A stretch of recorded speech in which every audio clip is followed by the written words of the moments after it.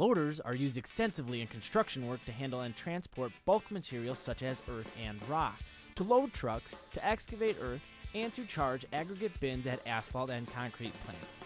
The loader is a versatile piece of equipment designed to excavate at or above wheel or track level. The hydraulic activated lifting system exerts maximum breakout force with an upward motion of the bucket. It is not dependent on other equipment to level, smooth, or clean up the area in which it is working. Small loaders are called skid steers since they use a skidding action to turn by braking the right or left tracks or wheels. There are two loader chassis, the wheel tractor mounted and the crawler tractor mounted. They may be grouped further by the capacities of their buckets or the weights that the buckets can lift. To increase stability during load lifting, the tracks of crawler loaders are usually longer and wider than those found on comparable sized tractors. The most common loader attachments are shovel-type buckets and forklifts. The loader's hydraulic system provides the controls necessary for operating these attachments.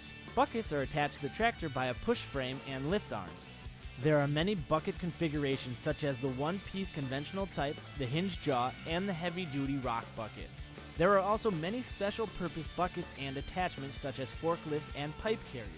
The general-purpose or one-piece bucket is made of heavy-duty all-welded steel, and the replaceable cutting edges are bolted onto the bucket. These buckets are usually equipped with replaceable teeth and bolt onto the cutting edge, but they also come with a straight lip having no teeth.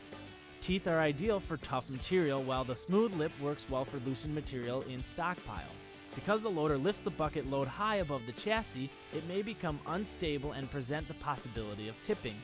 A check must be made of bucket payload weight. Unlike a shovel or hoe, the loader must maneuver and travel with the load. A shovel or hoe simply swings around its center pin and does not require travel movement when moving the bucket from loading to dump position.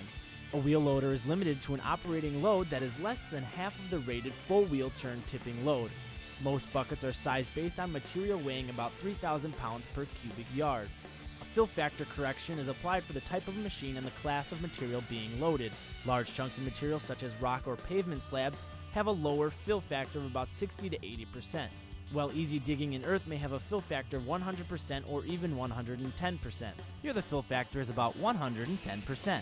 Production of the loader is typically measured in cubic yards per hour or tons per hour.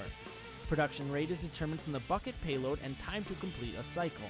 Bucket payload is the heap bucket load volume in cubic yards and the ability to fill the bucket, known as the fill factor. Bucket volume is found from the manufacturer's data sheet. The cycle time will vary from job to job.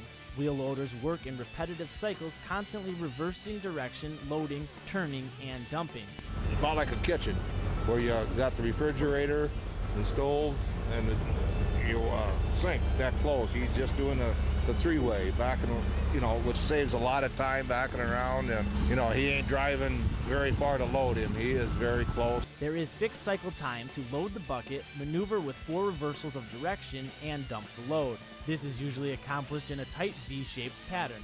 There also may be time required to travel from the loading to the dumping position and back.